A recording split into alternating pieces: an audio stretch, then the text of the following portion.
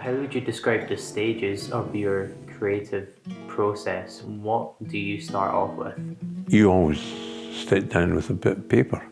If something sounds good or looks good, you just keep going, and then you try and turn it arse to tit and go the other way and see if that gives anything.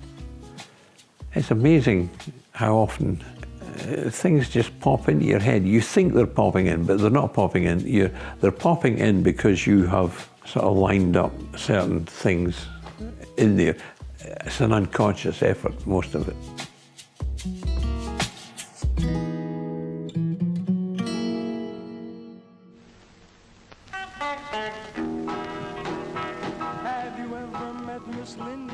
We had always had art as a lesson. In my last year in primary school, the year of the coronation, I did a giant thing for the wall of the orb in poster colours, which everyone thought at the time was magnificent for somebody who was my age.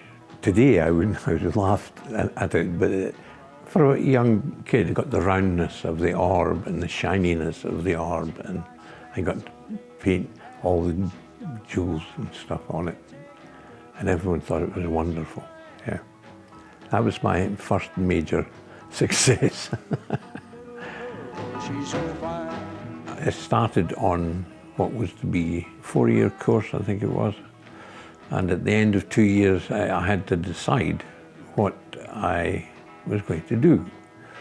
So I had Morocco asking me if I would be a painter, and I had Sutherland asking me if I would do sculpture, and Greensmith was asking me if I would do design, and they were all wanting me to do stuff for them as a specialist. And I said, this is confusing me because I like everything I do. That year, at the end of that year, we had a visit from an art teacher in England, and he said, you should try the Sanderson Scholarship. Get hold of them, he gave me an address, and I sent a letter to them and said, what do you need if you want to evaluate what I'm like? And they said, oh, please do some flowers. So I did some flower studies and sent them down to Sanderson's, and they offered me a year's scholarship doing fabric design and wallpaper design. That was that decided. The next year was to be spent in Perryvale, Middlesex, doing that, mainly for the American markets, it turned out. But when I was there, that made me think maybe I should do painting. But at the same time, I realized that advertising was interesting me more and more and more. So I came back and finished in graphic design. So I was pretty broadly educated in the arts.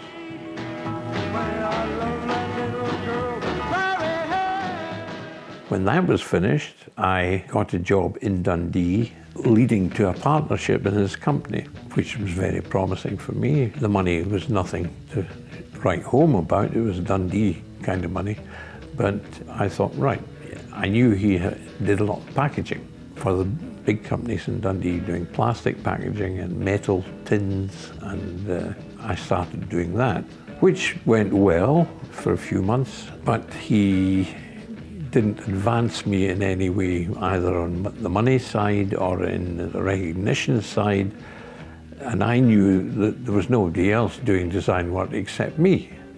So as a result of that, I got fed up because he didn't show any appreciation of what I thought I was doing a good job. I knew it was because he was having lunches and playing golf, and I was doing all the work. So, you know, if he didn't promise me something very soon, I was going to look elsewhere. So I started looking elsewhere. I then spoke to an architect friend who was about to go to Copenhagen. He sent me the address of Gutenberghus in Copenhagen, which is Gutenberg the printer. I sent a little box of Kodak slides with my final year's work to Gutenberghus. After a week, It came back very quickly and said, yes, you can have a job over here. It was a lot of money compared to what I was getting in Dundee, let's put it that way. So I ended up going away to Copenhagen. The first job I got was for the British Embassy in Copenhagen for the Gutenberghuis, and it was to design a wallpaper for British Week, which I did. They had never seen anybody that could do wallpaper.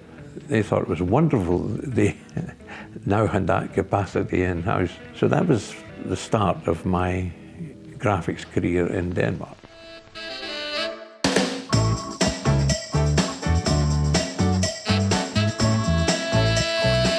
Ended up in lodgings on Amager with a German architect student.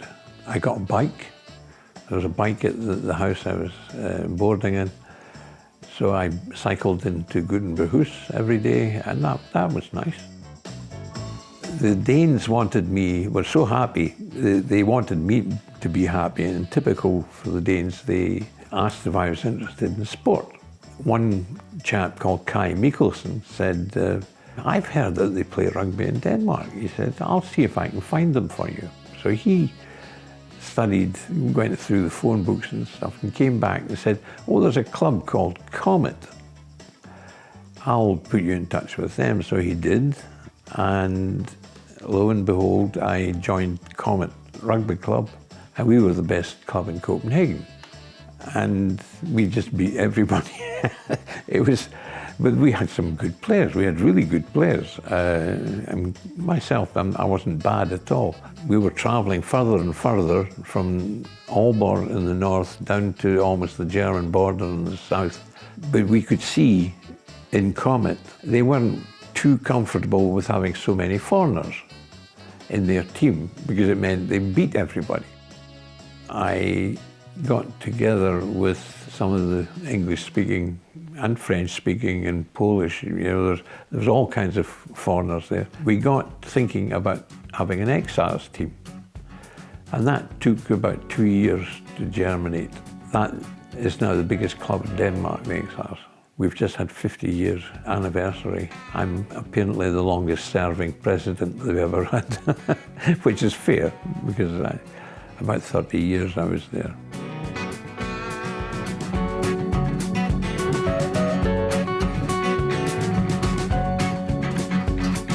A lot of my clients came through the rugby club.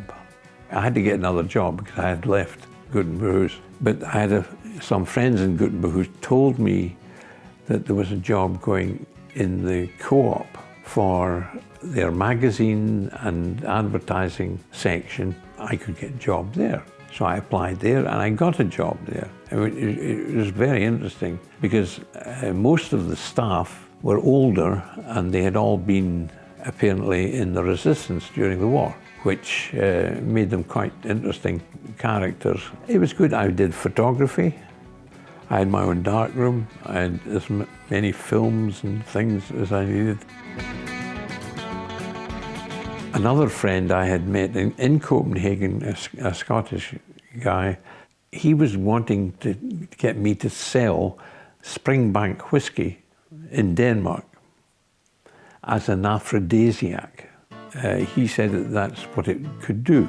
I wasn't sure of this at all, and I thought, well, many people say that the mysteries of whiskey can involve aphrodisiac qualities and stuff. I thought, well, okay, I said, well, you have to give me some samples. So he brought a whole box of Springbank whiskey for me to give out as samples and stuff. Some of it was handed out, but we had a lot of parties in Copenhagen.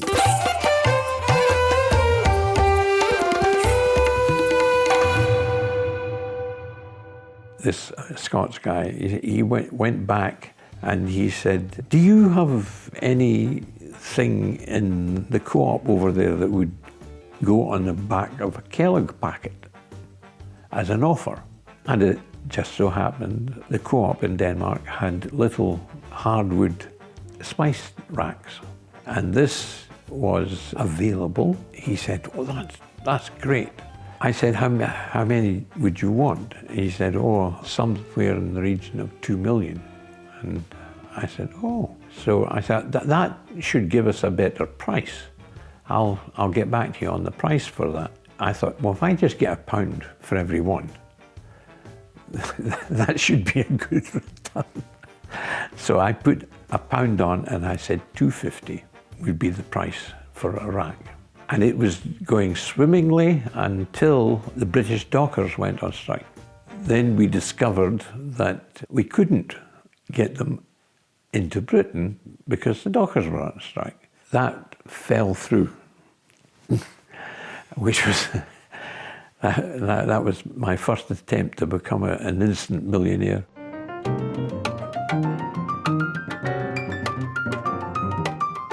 I was making a film in a studio in Copenhagen with a very well-known producer. I can't remember his name. I wasn't all that well known compared to him in the film world. But I was having a beer with him at one end of a huge studio. When I went back to the agency after that, I was called in to see the director of the agency, and he told me that I had been very rude and that I had been having a hand beer, which is from the bottle, with the producer of the film, who he wasn't firing, because he couldn't fire him, right? And that the client had objected to me having a hand beer with the producer, and he was therefore going to have to let me go. So I was in fact fired that day. The next day, the head phoned me the next day and said that he would give me all their work freelance. They wouldn't have any more of the advertising, it was all going to me freelance. Brilliant. And that's when I met Jack Mather. We created the first Macfarlane Mather. It was advertising and marketing. And then it became Dexter because folk couldn't write Macfarlane Mather in Danish. It's quite simple. So it became Dexter. Well, it was a name on a shoebox, in window. I thought, Dexter, that sounds nice. And we became a hot-shot creative team. We did stuff in London and Germany. We were hot property in the creative market. We could do quick campaigns. In one day, we could give them 4 campaigns. They paid a lot of money for that. So that all worked out pretty well. We kind of went from strength to strength after that. The Moscow Olympics for Storno was the biggest thing that I did for Storno. You really felt you were in the big time when we were doing that, and that was good. And then we had Velux roof windows, which I think everyone's heard of now. And we came up with the concept of the attic, living in your attic and all this kind of thing. And they were all doing very well. We were doing well.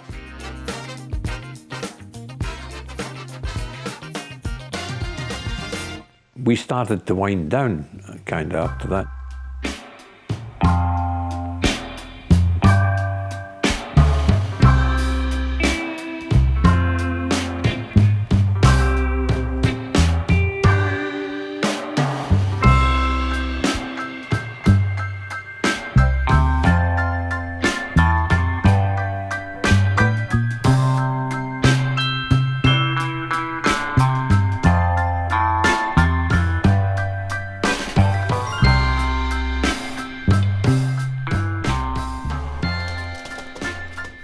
I don't like the proportions. He's a little bit too long and thin. I think I've been pressurised by the format of the canvas, and that's just be friendly, Trump. There you go. Be on there. It's the friendliest you'll ever see from Trump. This guy just walked past, and I'd seen him sort of down there. And I thought, that's a funny hat. And it said happy. And he looked so bloody miserable.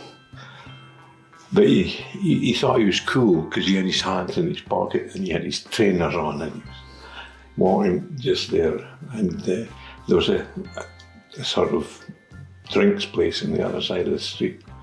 I was going to make that kind of a diner scenario inside there.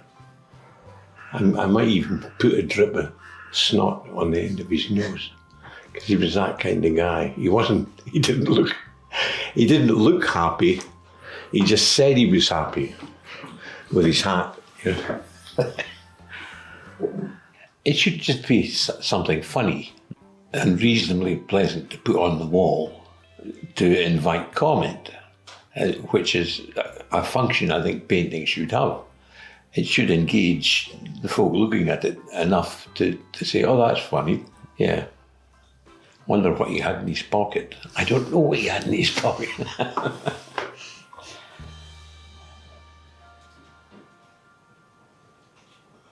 Did you, at any point in your career, think about quitting the art world? No. Never. I still don't think about it. I wouldn't quit it. Why would I quit it? It's my favourite thing. It is my favourite thing. I didn't want to be a lawyer. I like drawing, I like painting, I like thinking of different ways of doing things. Advertising is the same. You keep looking for new ways of saying the same thing. I used to tell ghost stories to my pals in primary school. That's a creative process too.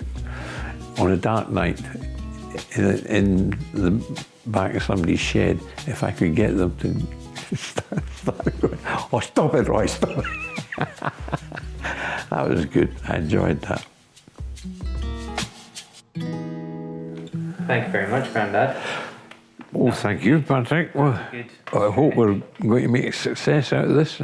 You never know. You never know. You're just not very PC, dear.